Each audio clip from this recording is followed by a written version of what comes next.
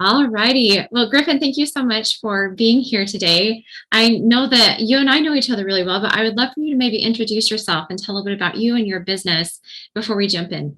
Yeah, absolutely. So, like you said, my name's Griffin Miller. I am in Southern California and I am a diamond with doTERRA. I have been working doTERRA for the past, I'd say 5 years, where I can really say I was working the business. I came to doTERRA with a background in midwifery, women's health, and Pilates. And so my business continues to kind of target those groups specifically. But we're happy to welcome anybody to our team. So yeah, that's a little bit about me. That's awesome. So for those that are new to doTERRA, this is the essential oil world, like natural health product. So tell us a little bit about, in your business, how did you know when you were kind of at that point that you were ready you knew you needed help to hire an assistant versus just kind of keeping going the way you were?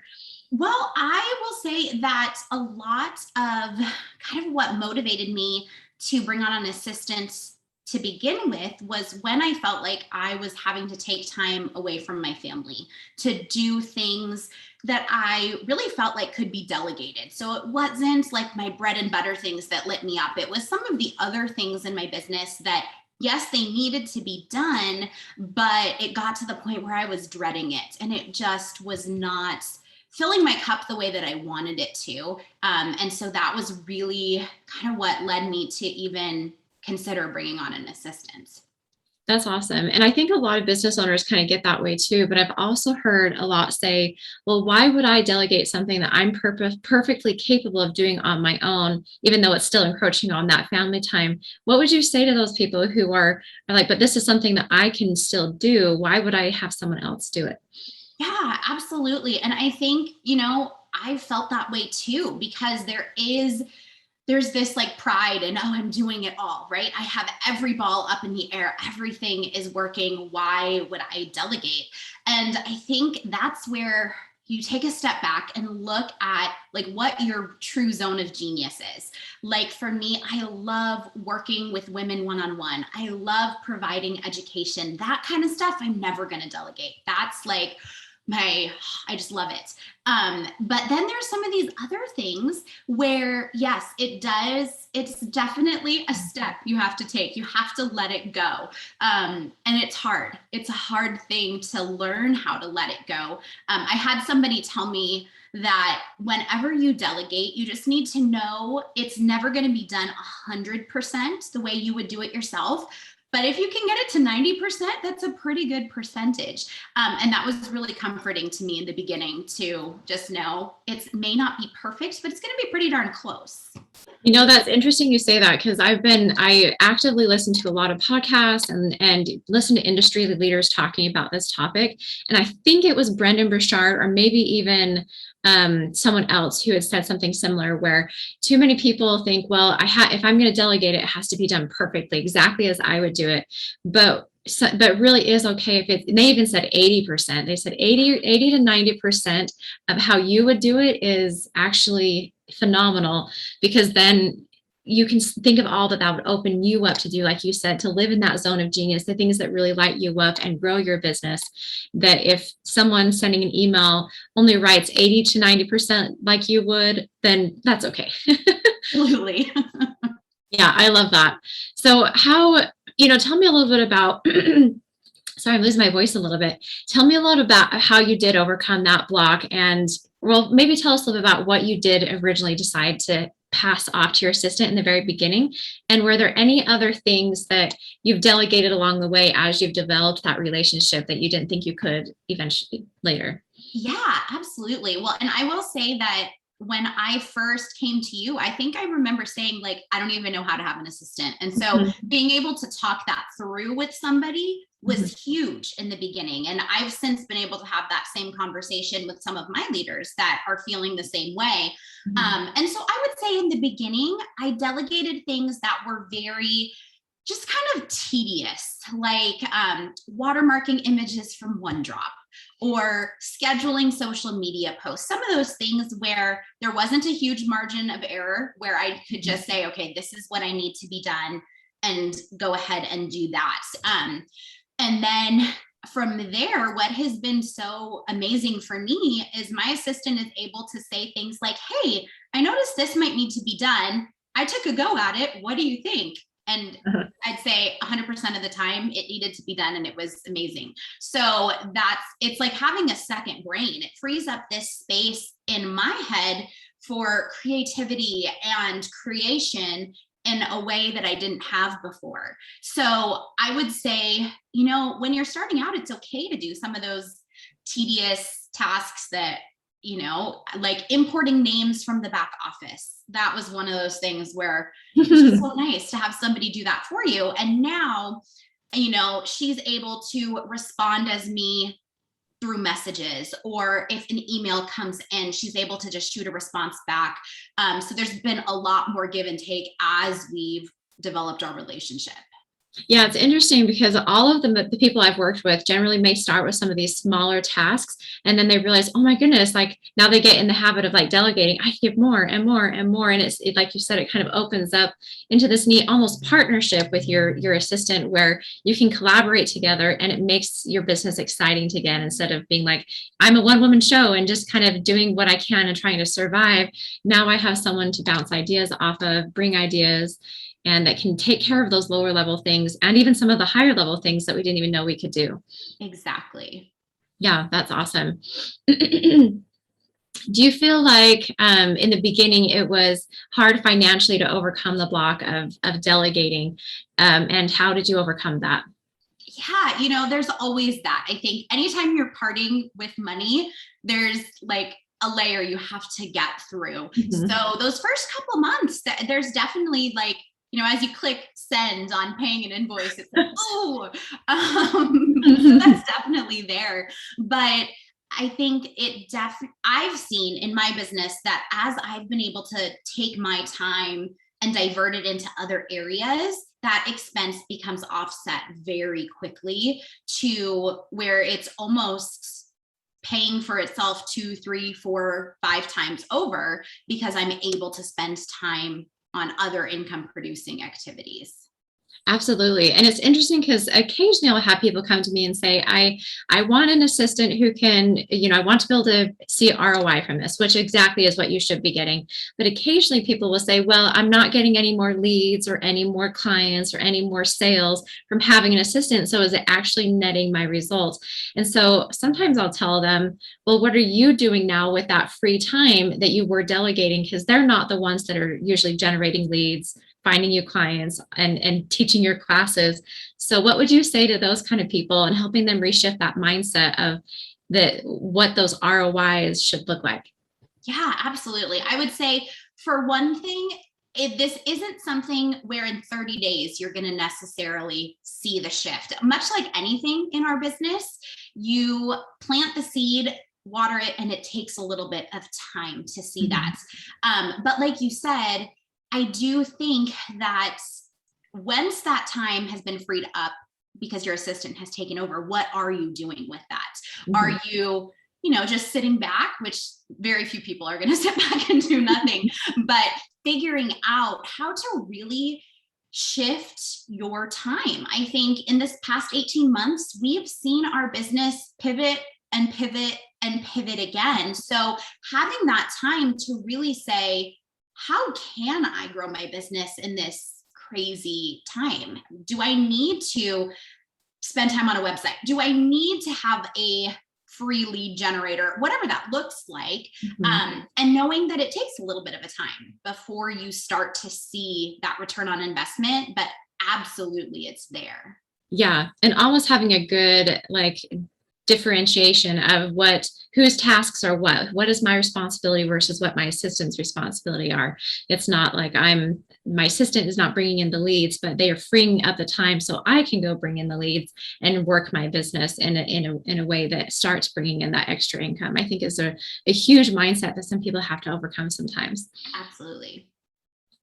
Tell me a little bit about a sneak peek into your daily routine. How do you and your assistant operate together? Maybe a daily, weekly, monthly experience into your life with your assistant. Yeah, absolutely. So we use Trello.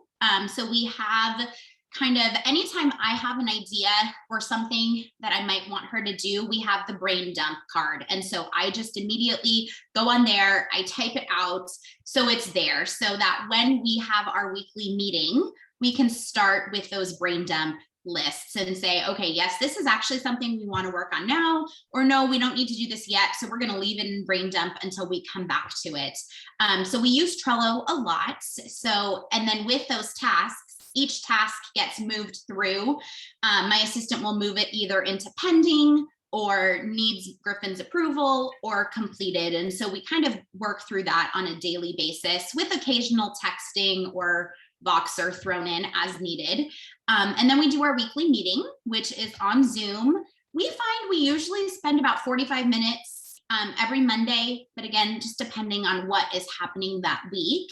And then she will send me an email once she's completed her hours and tasks for the week, just kind of detailing what was done, what she has questions on. And so that those are our main ways of communicating, and it's been working really well for us. I think Trello, which I know you do an amazing job of making sure everybody has a good grasp on Trello, and that's been so helpful for us because I can access it from my phone, from my computer, on the go. Like as I have an idea, I just put it there and then we're able to come back to it, and it becomes a really time efficient way to manage our conversations and our time together.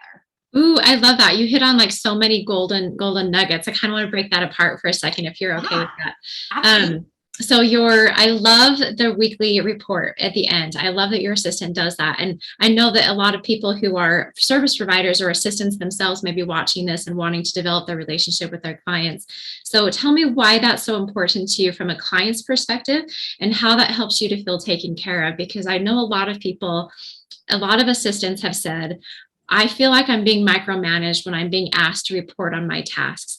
And I feel like I want to reshift their mindset a little bit on this is their time to brag about all that they're doing. So you also feel taken care of and you know what's going on. But tell me from your perspective, what that means to you. Yeah, I love it because she will put at the top, it'll say how many hours she did this week. And then she breaks down what was in those hours. And so, for example, she may say, okay, I scheduled all of the social media through August. It's all set.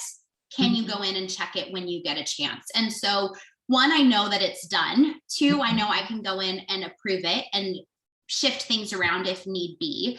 And 3, it's nice, I think, from a client perspective to see, okay, this is what my money actually took off my plate. I didn't have to put any energy into this task, or this task. It keeps the communication lines really open and clear. It makes it so simple for me. Sometimes I'll even just copy the text of her email into a reply, and I do my comments in bold or red font or blue font just to say like, okay, this is what we need to do. So it's been an amazing resource. And so any assistant that feels like it's a little bit tedious, I would say to really think of it, like you said, as a time to brag about everything that they've gotten done. Because I get this like little butterflies. It makes me so happy when I see it. It's like, oh, she's so efficient. It's amazing. And I think sometimes as business owners, because I'm also a business owner myself, and I was a virtual assistant previously. And so I feel like sometimes as a business owner, I get so busy that I forget all that I've actually delegated. So when my assistants remind me like, hey, here's all that I got done for you, then I'm like, right, I forgot you did all that. That's so helpful. And so I think it's nice just to have that reminder. And I like that she includes, here's what I need from you, because there might be things that you need to take action on before she can move forward. So I love that so much. Thank you. Yeah, of course. And remind me how many hours you have your assistant working for you. That will give some of my clients perspective too on what that might look like. Yeah, so my assistant averages 40 hours a month. And I say 40 hours a month because we find that it does not work out to 10 hours a week for us. It's more like some weeks it'll be 6, some weeks it'll be 13, and just depending on what's going on, but it averages out to about 40 hours a month. Awesome. Very cool. And yeah, and the reason I ask is because some people will say, well, if they're only working 6 hours a week, is it really necessary that we meet every week? Should we only meet every other week? And so what are your thoughts on, do you feel like you would still be as effective if you were not meeting weekly? You know what? We have had weeks where, for whatever reason, we haven't been able to have that Monday meeting, and it just never goes as smooth. What I find is that means there's a lot more text messaging, there's a lot more Voxer messages, which is not bad. But when we can have that Monday meeting and we set that time apart, then she's able to just kind of get done what she needs to. And then that again frees up more of my time to not be going back and referencing that. So I think it can absolutely be done, but I wouldn't recommend it. And definitely maybe not ongoing, because of course there will be weeks when it has to happen that way because things come up. But I think what I've noticed is those who communicate that way regularly, then the client feels like things aren't getting done. The assistant feels a lack of clarity on what they're supposed to be doing. And so I like to recommend at least a weekly check-in, because what I like to say is the assistant can take that 30, 45, 60 minutes and turn it into 5 or 10 if you can just dedicate that time as a client to those meetings. Absolutely. Yeah. Tell me, so here's a funny one. I have occasionally some clients will say, well, whenever something busy happens, my assistant meeting is the one that can change. I can always put something there and cancel my assistant's meeting. And I've noticed that those are the people who generally have problems because their assistant, again, feels lack of clarity. And so do you feel like that's one of your meetings that's unchangeable as often as possible, or does everything else move around that meeting?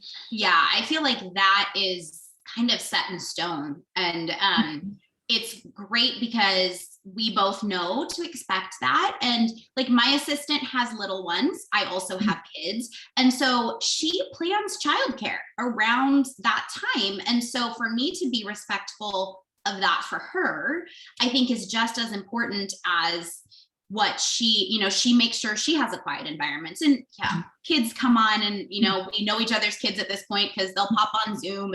But as much as we can, respecting those boundaries, I think it is a respect issue that also translates into so much more being done when we know that's our time and it's just worked out really well. And so I would recommend making that kind of your sweet spot, and everything else falls into place around that.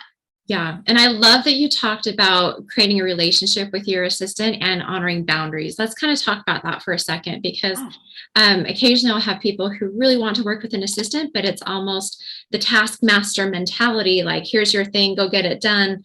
What's made the difference in having a relationship with your assistant versus just, here's your task list, go get it done?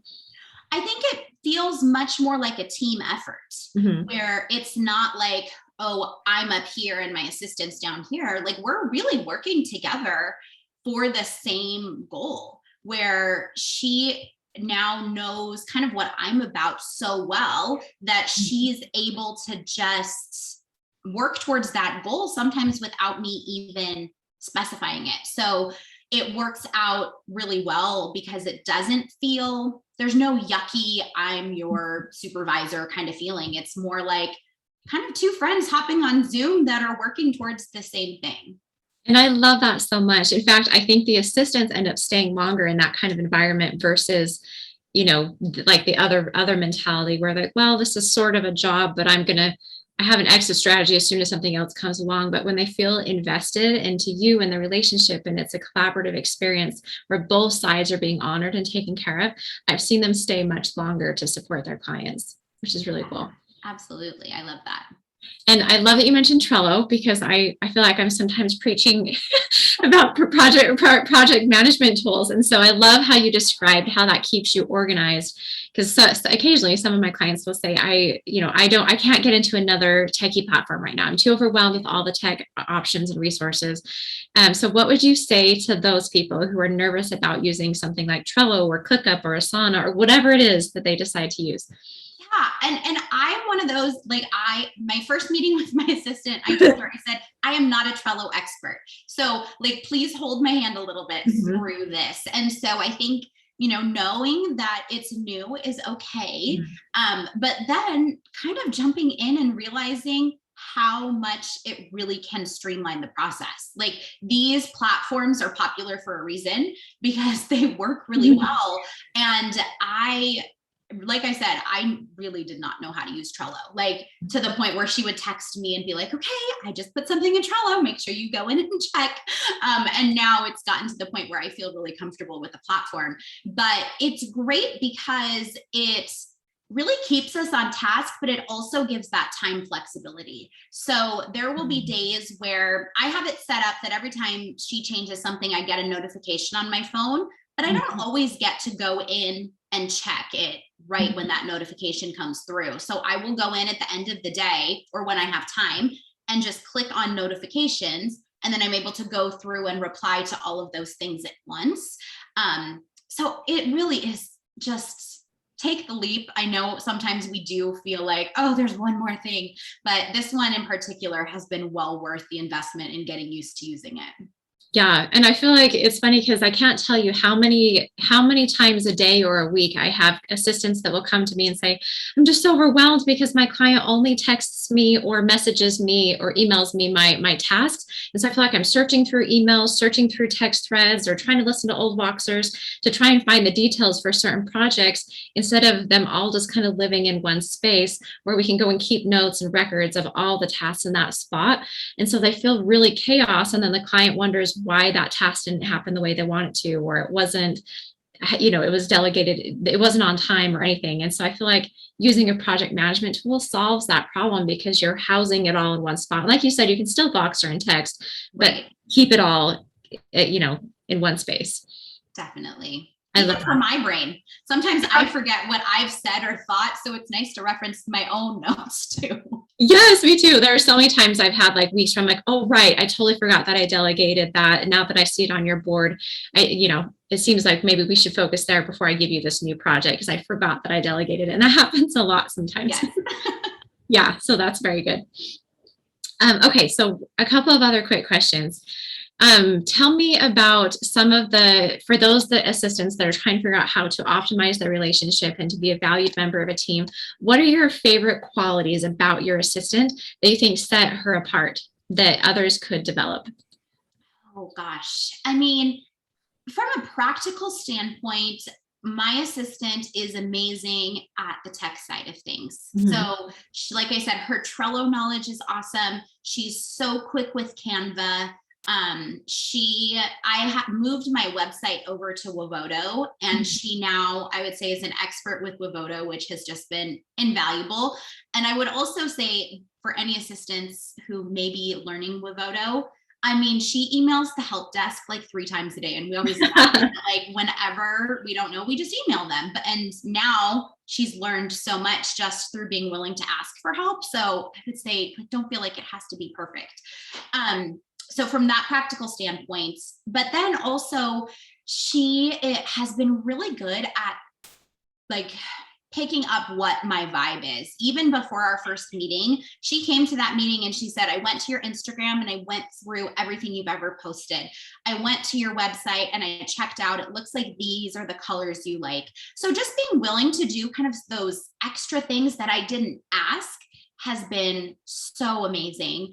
And then I think just being willing to over communicate a little bit in the beginning while you're establishing that relationship has been super helpful. And know that you won't have to do that forever, but just in the beginning while you are feeling each other out and learning each other's styles, that communication is invaluable. I love that. And I love that you mentioned the asking questions, because it's a pride issue, I think, for us sometimes to ask questions, that we think that by asking a question, we are saying I'm incompetent.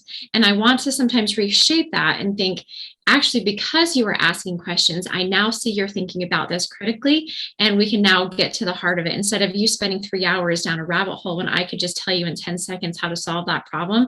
And so for me as a client, I would rather be more efficient with our time and me just like tell you really quickly an answer to that thing instead of paying you 3 hours to go figure it out, that when we could have just talked about it and asked the question. And so I think that, and there's also the balance of, go seek out resources, know the tools you have to find solutions versus, hey, every 30 seconds, I'm calling my client trying to ask questions and how do I do this? Doing your research still is important. It's kind of an interesting balance. Absolutely. Yeah. And I love that you said that she like researched you, because sometimes with discovery calls is what many people will call them. The interviews are discovery calls, where just as you are discovering if this is the right fit for you, so is the assistant trying to decide if you're the right fit for them. Mm-hmm. And I love when service providers will come to those calls having asked the right questions or done the right research to get to know you a little bit. I love that perspective. So thank you. That's amazing. I love those things. A couple of last questions. What do you do to make your assistant feel valued? Are there any things that you do, even just in the way that you communicate, so that she knows that I'm a valued member of this team?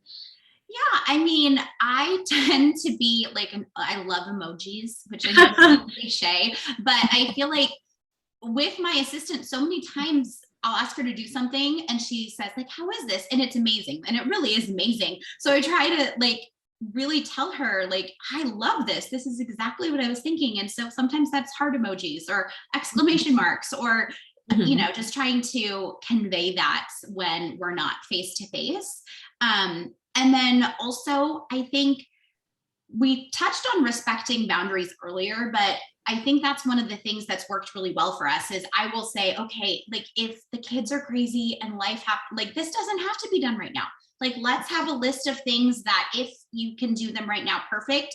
But if not, this can wait until the kids are asleep or whatever that is. So knowing your assistant's circumstances and being willing to work with that so that they do feel like, okay, she knows who I am and I'm willing to kind of put in the time and the effort to get some of these things done despite my own circumstances. Oh, I love that. And I love that you kind of split up the tasks into two different categories. Like, here are the things that are priority and need to be done today, but here are the things that would be nice to have happen if you have time, but are not like absolutely urgent, so that you work them, you know, in your own schedule. I think that helps the assistant go in with a little bit better of a mindset on, you know, what to do right away instead of, yeah, and honor those time boundaries. I think that's super, super important. I love that you put that in the category of how do I take care of my assistant? I honor her time boundaries and get to know her a little bit. And I think that's crucial, a crucial step to taking care of one another.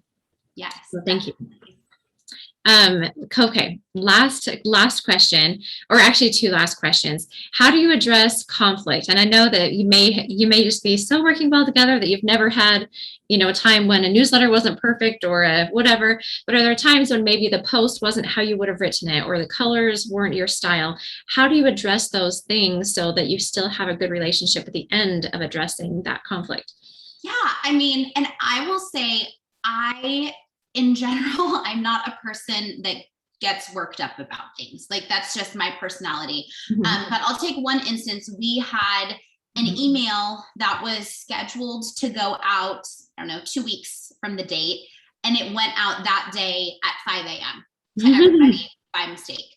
And so I texted her real quick and I was like, hey, it looks like this went out. Can you look and see what happened? And it was a mistake. And I was like, it's no big deal. Like, let's just not do it again. Let's figure out how it happened. And her response was kind of surprised me. She said, you know, like, I've worked for people before that would have really made a huge deal out of this. And because she was so apologetic, and I was like, it's just not a big deal. And so I think that knowing that stuff's going to happen, like, you know, there's things are going to go wrong and it's going to be okay. And, you know, making sure that you communicate like, okay, you know, we want to put in whatever double check we need to next time so that it doesn't happen again.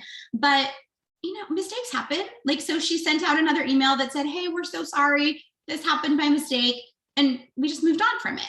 And so I would say, like, don't sweat the small stuff. Like, it's gonna happen.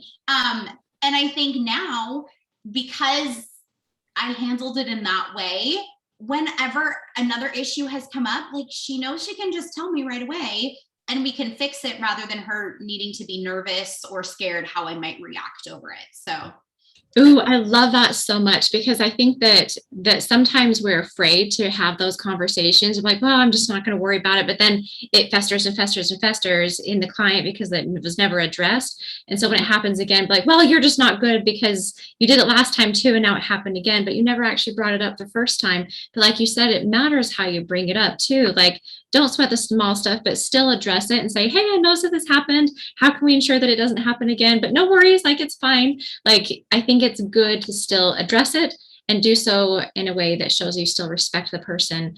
And then, like you said, don't get so worked up about it because we're all human. I can't tell you how many times I've had people, gosh, in like the almost decade that I was a virtual assistant, where I've had mistakes happen. And as long as they aren't the norm, if it's, I think that's what would be the difference, right? Is if it was regularly happening like every single task that they were doing, there was something that was missing and not being done right, then that's a different story. But if it happens every now and then see the human on the other side of the equation and figure out how to work with it from that perspective.